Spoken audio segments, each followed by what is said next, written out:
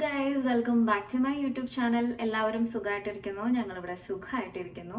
അപ്പോൾ നമ്മളുടെ ഇന്നത്തെ വീഡിയോ നിങ്ങളെല്ലാവരും തമ്മിൽ കണ്ടിട്ടുണ്ടായിരിക്കും. അപ്പോൾ നമുക്ക് അധികം വൈകാതെ തന്നെ വീഡിയോയിലോട്ട് പോകാം. അതിനു മുമ്പ് നമ്മുടെ ചാനൽ ആദ്യമായിട്ട് കാണുന്നവരാണെങ്കിൽ ഒരുപാട് പേര് സബ്സ്ക്രൈബ് ചെയ്യാതെ നമ്മുടെ വീഡിയോസ് കാണുന്നുണ്ട്. അപ്പോൾ സബ്സ്ക്രൈബ് ചെയ്യുക എന്നുള്ളത് നിങ്ങളെ കൊണ്ട് ചെയ്യാൻ പറ്റുന്ന ഒരു കാര്യമല്ലേ. അതുപോലെ തന്നെ വീഡിയോ മുഴുവനായിട്ട് കാണാനായിട്ട് ശ്രമിക്കാം. പിന്നെ ലൈക്ക് ചെയ്യാനും കമൻറ്റ് ചെയ്യാനും ഹെൽപ്ഫുൾ ആണെന്ന് തോന്നുകയാണെങ്കിൽ നിങ്ങളെ ഫ്രണ്ട്സിനൊന്ന് ഷെയർ ചെയ്യാനും ശ്രമിക്കാം. ഞാനൊരു കാര്യം പറയട്ടെ, ഇപ്പൊ പ്രഗ്നന്റ് ആയിട്ടുള്ള ആരെങ്കിലും ഈ ഒരു വീഡിയോ കാണുന്നുണ്ടെങ്കിൽ അവരോട് എനിക്ക് പറയാനുള്ളത്, ഒരുപാട് പേര് നമ്മളെ പറഞ്ഞ് പേടിപ്പിക്കും. അയ്യോ, പ്രഗ്നൻസി എന്ന് പറയുന്നത് അതാണ് ഇതാണ്.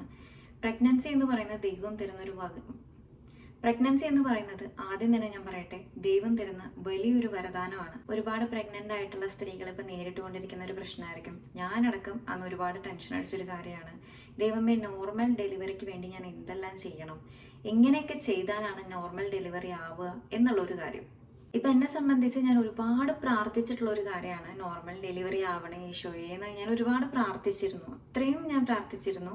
എനിക്ക് സി സെക്ഷനെ കുറിച്ചിട്ട് ആധികാരികമായിട്ടൊന്നും അറിയില്ല പറഞ്ഞു തരാനായിട്ട്. പക്ഷേ സി സെക്ഷനിലൂടെ കടന്നു പോകുന്നവരും അവരുടേതായിട്ടുള്ള രീതിയിൽ ഒരുപാട് ബുദ്ധിമുട്ട് അനുഭവിച്ചിട്ടുണ്ട്. നോർമൽ ഡെലിവറി ആയാലും അവർക്കും അവരുടേതായിട്ടുള്ള പല ബുദ്ധിമുട്ടുകളുണ്ട്.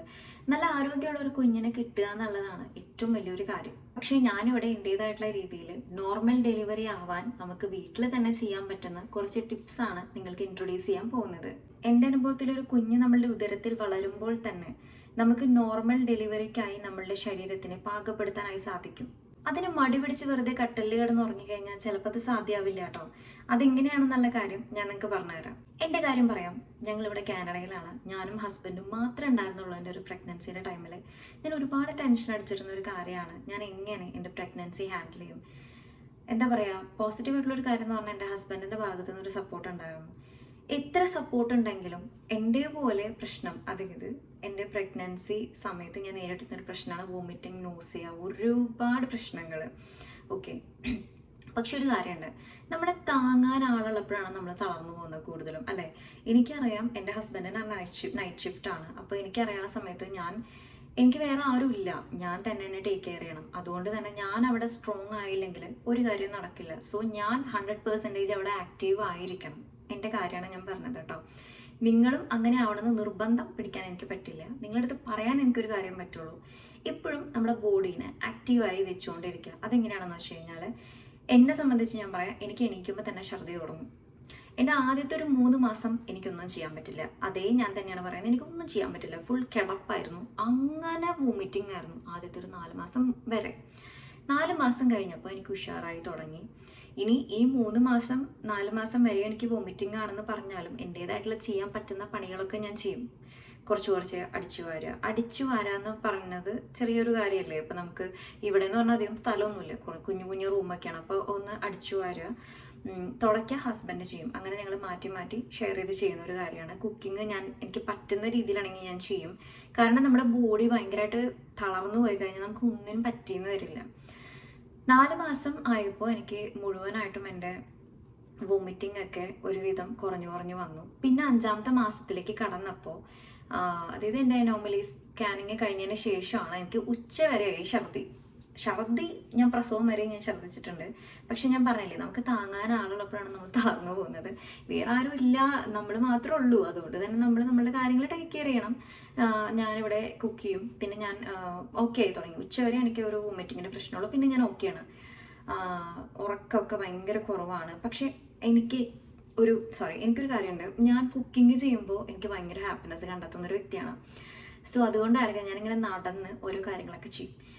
പിന്നെ നിങ്ങളൊരു കാര്യം ശ്രദ്ധിക്കേണ്ടത്, എപ്പോഴും ആക്റ്റീവ് ആയിരിക്കുക. ഞാൻ നേരത്തെ പറഞ്ഞ പോലെ തന്നെ എപ്പോഴും കട്ടിൽ തന്നെ നമുക്ക് എത്ര വയ്യെങ്കിലും നമ്മളൊന്ന് ജസ്റ്റ് ഒന്ന് നടക്കുക. ഇപ്പോൾ ഒരുപാട് വോമിറ്റിംഗ് ഉള്ള ആൾക്കാരുണ്ടായിരിക്കും. അപ്പോൾ ഇവിടെ നിങ്ങൾക്ക് അറിയാലോ എങ്ങനെയാണ്, അവിടെ നമ്മുടെ പോലെ പറമ്പും ചുറ്റുപാടും കാര്യങ്ങളൊന്നും ഇല്ല നടക്കാനായിട്ട്.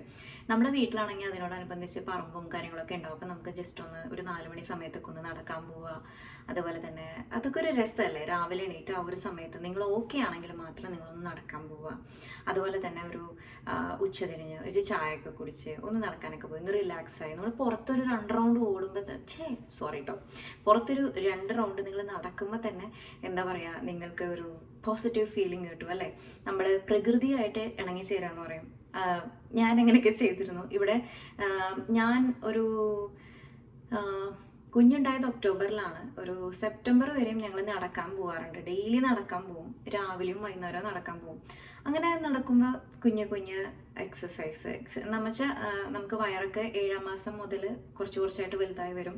ആ ഒരു സമയത്ത് എന്തൊക്കെ നമുക്ക് കുഞ്ഞു കുഞ്ഞു വർക്കൗട്ട്സ് ചെയ്യാൻ പറ്റാമെന്ന് നിങ്ങൾ യൂട്യൂബിൽ നോക്കുക.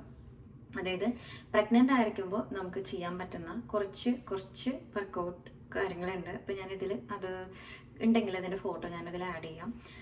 അപ്പോൾ ഡെയിലി നടക്കാൻ പോവുക എന്നുള്ളത് തന്നെയാണ്, ആക്റ്റീവായിരിക്കുക എന്നുള്ളത് തന്നെയാണ് എനിക്ക് നിങ്ങളുടെ അടുത്ത് പറയാനുള്ളത്.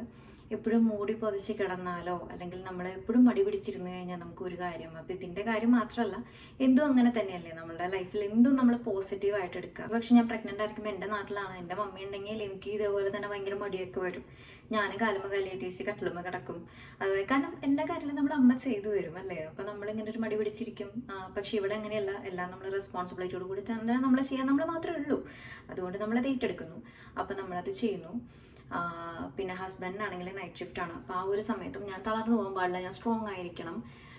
പിന്നെ എല്ലാ ദിവസവും നന്നായി പ്രാർത്ഥിക്കാം. എൻ്റെ ഒരു അഭിപ്രായം ഞാൻ പറയാം കേട്ടോ, എല്ലാ ദിവസവും നന്നായി പ്രാർത്ഥിക്കുക. നോർമൽ ഡെലിവറിക്ക് വേണ്ടിയിട്ടുള്ള ഒരുപാട് പ്രാർത്ഥനകൾ ഞാൻ എത്തിച്ചിട്ടുണ്ട്.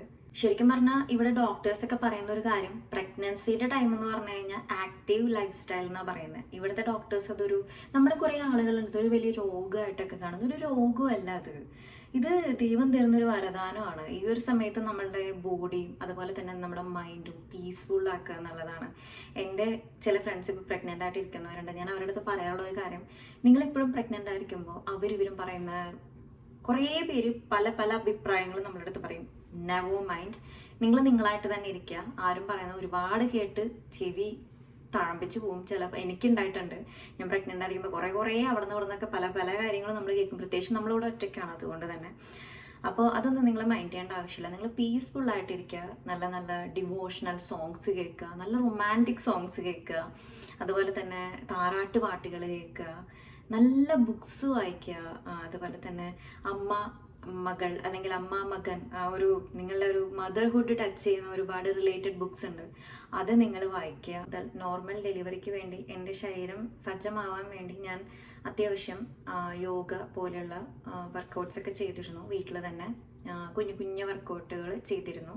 ഞാനതിൻ്റെ ഫോട്ടോ ഉണ്ടെങ്കിൽ ഇതിൽ ആഡ് ചെയ്യാം. കാരണം ഒരു 8-ാം മാസം മുതൽ ഇവിടെ നമ്മൾ ഡോക്ടറിൻ്റെ അടുത്ത് നമ്മൾ ചെക്കപ്പിനൊക്കെ പോകുമ്പോൾ അവർ പറയും 7-ാം മാസം തൊട്ട് ഇവിടെ നമ്മളൊരു 7-ാം മാസം തൊട്ട് ഇവിടെ നമ്മൾ ചെക്കപ്പിനൊക്കെ പോയി കഴിഞ്ഞാൽ ഡോക്ടർ പറയും നിങ്ങൾ ചെറിയ രീതിയിൽ നിങ്ങൾക്ക് സ്റ്റെപ്പ് കയറാം, ഇറങ്ങാം, അതുപോലെ തന്നെ നടക്കാം, കുറച്ച് സ്പീഡിൽ നടക്കുക, അങ്ങനെയൊക്കെ നമുക്ക് ചെയ്യാൻ പറ്റുന്ന കുറച്ച് കാര്യങ്ങളുണ്ട്. അത് നിങ്ങളാവുന്ന രീതിയിൽ നിങ്ങൾ ചെയ്യുക. ഞാൻ എപ്പോഴും പറയാനുള്ള പോലെ വെറുതെ നമ്മൾ കട്ടിൽ കിടന്ന് മൂടി പൊതിച്ചതുകൊണ്ട് നമ്മളൊരു രോഗമായി കാണാതെ ഇതൊരു ഭയങ്കര പോസിറ്റീവ് ഒരു കാര്യമാണ്. നമ്മുടെ ഉള്ളിൽ ഒരു കുഞ്ഞു വാവ വലുതാവുകയാണ്. അപ്പോൾ ഈ ലോകം കാണിക്കുക എന്നുള്ളതും നമ്മൾ വയറ്റിൽ കിടക്കുമ്പോൾ തന്നെ അവരെ അറിയിക്കാതെ നോക്ക് നമ്മൾ അങ്ങോട്ട് പോവുകയാണെങ്കിൽ നമ്മൾ സംസാരിച്ചുകൊണ്ടിരിക്കണം, അവരായിട്ട് ഇൻട്രാക്ട് ചെയ്യണം അവരായിട്ട്. പ്രധാനപ്പെട്ട ഒരു കാര്യം ഞാൻ നിങ്ങളുടെ അടുത്ത് പറയാം. നമ്മൾ എന്ത് കഴിക്കുന്നു, നമ്മൾ എന്ത് കുടിക്കുന്നു എന്നുള്ളതാണ് അമ്മയുടെയും കുഞ്ഞിൻ്റെയും ഒരേപോലെ ആരോഗ്യം നിലനിർത്തുന്ന ഒരു കാര്യം. അതായത് നമ്മൾ വലിച്ചു വാരി കുറേ ജങ്ക് ഫുഡ്സും അതുപോലെ കഴിക്കുന്നതിലല്ല, നമ്മൾ പ്രോട്ടീൻ റിച്ച് ഫുഡ്സ് കഴിക്കുക, ഫൈബർ കണ്ടൻ്റുള്ള ഫുഡ് കഴിക്കുക. ഞാനെപ്പോഴും പറയാറുള്ള പോലെ തന്നെ നിങ്ങൾ ഒരു ദിവസം 2 മുട്ട, 1 ഗ്ലാസ് പാല് നിർബന്ധമായിട്ടും കുടിച്ചിരിക്കണം. പ്രോട്ടീൻ കലർന്ന ഫുഡുകൾ, അതുപോലെ തന്നെ ഇലക്കറികൾ, എല്ലാറ്റിനുപരി നല്ലപോലെ വെള്ളം കുടിക്കുക. വെള്ളം കുടിക്കുക എന്ന് പറഞ്ഞാൽ ഒരു ദിവസം ഇവിടെ ഡോക്ടർ എൻ്റെ അടുത്ത് പറഞ്ഞത് 2 ലിറ്റർ മുതൽ 3 ലിറ്റർ വരെ നിങ്ങൾ കുടിച്ചിരിക്കണം. നമ്മളെപ്പോഴും ഛർദ്ദിക്കുന്ന ആളാണെങ്കിൽ പ്രത്യേകിച്ച്, ഈ ഛർദ്ദി ഒരു പ്രശ്നമായി കാണുന്നവരാണെങ്കിൽ ഒരുപാട് നമ്മൾ തളർന്നു പോകും. അപ്പോൾ ഡീഹൈഡ്രേറ്റ് ആവാൻ ചാൻസ് ഉണ്ട്. അതുകൊണ്ട് തന്നെ നമ്മൾ നല്ല രീതിയിൽ വെള്ളം കുടിക്കുക, നമ്മുടെ ശരീരത്തിൽ എപ്പോഴും പോസിറ്റീവായി പീസ്ഫുള്ളാക്കി വെക്കുക. ഒരു രോഗമാണെന്ന് കാണാതെ ഒരു വലിയൊരു കാര്യമാണ്, നിങ്ങളൊരു അമ്മയാവുകയാണ്, അതുകൊണ്ട് തന്നെ അത് വലിയൊരു കാര്യമാണ്. അങ്ങനെ തന്നെ നിങ്ങൾ കാണുക. പിന്നെ നിങ്ങൾ ജ്യൂസൊക്കെ കുടിക്കുകയാണെങ്കിൽ ഈ നമ്മുടെ ബോട്ടിലിൽ കിട്ടുന്ന അങ്ങനെ അത്തരത്തിലുള്ള ക്യാനിൽ കിട്ടുന്ന ജ്യൂസൊന്നും കുടിക്കാതെ ഈ കൊക്കക്കോള, പെപ്സി, കാപ്പി, ചായ ഈ വക സാധനങ്ങൾ ആ സമയത്ത് മാക്സിമം അവോയ്ഡ് ചെയ്യുക. അത്ര കൊതിയാണെങ്കിൽ 1 ഗ്ലാസ് ചായക്ക് ഒരു ദിവസം കുടിക്കട്ടോ, ഞാനും കുടിക്കാറുണ്ട്. പക്ഷേ എന്താ പറയുക, ആ ഒരു സമയത്ത് ഇവിടെ ഡോക്ടറെ അടുത്ത് ഞാൻ ചോദിച്ചിരുന്നു കാപ്പിയാണ് ഏറ്റവും മോശം. പക്ഷെ ആ സമയത്ത് നമ്മൾ കഴിക്കണ്ടെന്ന് പറയുമ്പോഴാണ് നമുക്കൊരു ക്രേവിങ് വരുന്നത്. നമ്മൾ മനുഷ്യൻ്റെ ഒരു സ്വഭാവമാണത് അല്ലേ. മധുരം കഴിക്കണ്ടെന്ന് പറയുമ്പോൾ മധുരം കഴിക്കുന്നു. ഈ മധുരം ഞാൻ ശ്രദ്ധിച്ചിരുന്ന ഒരു കാര്യമാണ്. ഞാൻ എൻ്റെ ഡെലിവറി വരയ്ക്കും മധുരം അധികം കഴിച്ചിട്ടുണ്ടായിരുന്നില്ല. അത് ഷുഗർ ലെവലും എല്ലാം എൻ്റെ ഓക്കെ ആയിരുന്നു. ഓരോ ടെസ്റ്റും നിങ്ങൾ ചെയ്യുക. ഈ അനോമലി സ്കാനിങ് ഒന്നും ചെയ്യാത്ത ഒരുപാട് ആൾക്കാരുണ്ട്. ഇതൊക്കെ നിങ്ങളുടെ ഓപ്ഷൻ, നിങ്ങൾ ചൂസ് ചെയ്യുന്ന കാര്യങ്ങളാണ്. ഇത് നിങ്ങൾ വേണോ വേണ്ടേന്നുള്ളത്. പക്ഷെ ചെയ്യണം. ഡോക്ടേഴ്സ് പറയുന്ന സമയത്ത് കൃത്യമായ സ്കാനിങ് ചെയ്യുക എന്നുള്ളതാണ് നിങ്ങളാൽ കഴിയുന്ന നിങ്ങൾ ചെയ്യാൻ പറ്റുന്ന ഒരു കാര്യം. അതുപോലെ അവരെന്താണോ പറയുന്നത് അത് നിങ്ങൾ കേൾക്കുക. ഓരോരുത്തരുടെ ബോഡിയും വ്യത്യാസമുണ്ട്. അതനുസരിച്ചുള്ള കാര്യങ്ങൾ നിങ്ങൾ ചെയ്യുക. വെള്ളം നല്ലപോലെ കുടിക്കുക. ക്യാനിലുള്ള അത്തരത്തിലുള്ള ജ്യൂസുകളൊന്നും കുടിക്കാതിരിക്കുക. ഒരു ദിവസം ഒരു ഗ്ലാസ്, എൻ്റെ ഡോക്ടറോട് ചോദിച്ചു പറഞ്ഞത്, ഒരു ദിവസം നിങ്ങൾക്ക് അത്ര കൊതിയാണെങ്കിൽ ഒരു ഗ്ലാസ്, ഒരു കപ്പ് കാപ്പിയോ ഒരു കപ്പ് ചായയോ ഒരു ദിവസം കുടിക്കാം, തെറ്റില്ല. പക്ഷേ ഡെയിലി അതൊരു ശീലമാക്കാതിരിക്കാം. അതിന് പകരം നല്ല നല്ല ഫ്രഷ് ജ്യൂസുകൾ, സ്മൂത്തി, ഇതൊക്കെ ഓട്സൊക്കെ വളരെ നല്ല എന്താ പറയുക, നല്ല ഒരു പ്രഗ്നൻസി സമയത്ത് കഴിക്കാൻ പറ്റുന്ന ഫുഡുകളാണ്. ഓക്കെ, ഞാൻ വേറൊരു വീഡിയോ ചെയ്തിട്ടുണ്ടായിരുന്നു. നമ്മൾ ബ്രസ്റ്റ് മിൽക്ക് ഇൻക്രീസ് ആവാൻ വേണ്ടിയിട്ട് നമ്മൾ കുടിക്കേണ്ട ഭക്ഷണങ്ങളൊക്കെ. അപ്പോൾ അതിന് നമ്മൾ ഓട്സ്, ചെറുപയർ പോലെയുള്ള ഫുഡുകൾ നിങ്ങൾ ഉൾപ്പെടുത്തുക. ഇത് കേവലം ഒരു നിസ്സാരമായ ഒരു വീഡിയോ ആയിട്ടൊന്നും കാണരുത് കേട്ടോ. ഇത് ഒരു അമ്മ എന്ന രീതിയിൽ എൻ്റെ അനുഭവം, എൻ്റെ നോർമൽ ഡെലിവറി ആയിരുന്നു. ആ ഒരു സമയത്ത് വേറൊരു പോസിറ്റീവായിട്ടുള്ള കാര്യം ഞാൻ പറയാം. എനിക്ക് 8 മണിക്കാണ് മരുന്ന് തന്നത്. ഉച്ചയോടുകൂടി ഞാൻ പ്രസവിച്ചു. ഇപ്പം എൻ്റെ മമ്മി പറഞ്ഞ ഒരു കാര്യമാണ്, ഞങ്ങളൊക്കെ രാവിലെ 8 മണിക്കാണ് മരുന്ന് തന്നെങ്കിൽ വൈകുന്നേരം 8 മണി വരെയും ആ വേദന സഹിച്ച അത്രയും നേരത്തോട് നേരെ എത്തിയിട്ടാണ് ഞാനൊക്കെ പ്രസവിച്ചത്. ഞാനിവിടുന്ന് ഹോസ്പിറ്റലിലേക്ക് എത്തിയപ്പോഴേക്കെത്തേനും 6 ആൾ പുറത്ത് വന്നിട്ടുണ്ടായിരുന്നു. അപ്പോൾ ഇതെന്ന് പറയുന്നത് എനിക്ക് വാട്ടർ ബ്രേക്കേജ് തന്നെയായിരുന്നു. അങ്ങനെയാണ് ഞാൻ അറിഞ്ഞത്. എനിക്ക് പെയിനും ചെറിയ രീതിയിൽ വന്നിട്ടുണ്ടായിരുന്നു. അപ്പോൾ ഞാൻ പറഞ്ഞൊരു കാര്യം, ഒരുപാട് നേരം വേദന സഹിക്കാതെയാണ്, അത്രയും നേരം എനിക്ക് വേദന സഹിക്കേണ്ടി വന്നില്ല. അതിന് മുമ്പ് അവൾ പുറത്ത് വന്നു. ഞാൻ പറയാൻ വന്നൊരു കാര്യം എന്താണെന്ന് വെച്ച് കഴിഞ്ഞാൽ, നമ്മളുടെ ബോഡീനെ പാകപ്പെടുത്തി കഴിഞ്ഞാൽ ഡെഫിനറ്റ്ലി നമുക്കതിന് സാധിക്കും. നോർമൽ ഡെലിവറിക്ക് ഈ പറയുന്ന കാര്യങ്ങളെല്ലാം നിങ്ങൾ ശ്രദ്ധിക്കുക. പിന്നെ നല്ലപോലെ പ്രാർത്ഥിക്കുക. അതെൻ്റെ വ്യക്തിപരമായ ഒരു അഭിപ്രായമാണ് കേട്ടോ. നിങ്ങൾക്ക് താല്പര്യമുണ്ടെങ്കിൽ മാത്രം ചെയ്താൽ മതി. പ്രാർത്ഥനയിൽ സമയം കണ്ടെത്തുക. പിന്നെ എന്താ പറയുക, അത്രയേ ഉള്ളൂ. പിന്നെ നിങ്ങളുടെ ഹസ്ബൻഡിൻ്റെ സപ്പോർട്ട് ഉണ്ടെങ്കിൽ അത് പറയും വേണ്ട. ഏറ്റവും നിങ്ങൾ മറ്റാരും ആ ഒരു സമയത്ത് കുറ്റപ്പെടുത്തുകയോ അല്ലെങ്കിൽ പല അഭിപ്രായങ്ങൾ പറയാനൊന്നും നിങ്ങൾ മൈൻഡ് ചെയ്യേണ്ട ആവശ്യമില്ല. നിങ്ങളുടെ ഹസ്ബൻഡ് നിങ്ങളെ സപ്പോർട്ട് ചെയ്യുന്നുണ്ടെങ്കിൽ പിന്നെ നിങ്ങൾ ഒരു ടെൻഷനും വേണ്ട. നിങ്ങൾ ഹാപ്പി ആയിട്ടിരിക്കുക. അത്രയേ ഉള്ളൂ നമ്മൾ ഇന്നത്തെ വീഡിയോ. അപ്പോൾ വീഡിയോ ഹെൽപ്ഫുൾ ആണെന്ന് തോന്നുകയാണെങ്കിൽ നിങ്ങളുടെ ഫ്രണ്ട്സിനൊന്ന് ഷെയർ ചെയ്യുക. അടുത്തൊരു ഇൻഫോർമേറ്റീവ് ആയിട്ടുള്ള വീഡിയോ ആയിട്ട് ഞാൻ വീണ്ടും വരാം. അതുവരെയ്ക്കും tata bye bye, see U.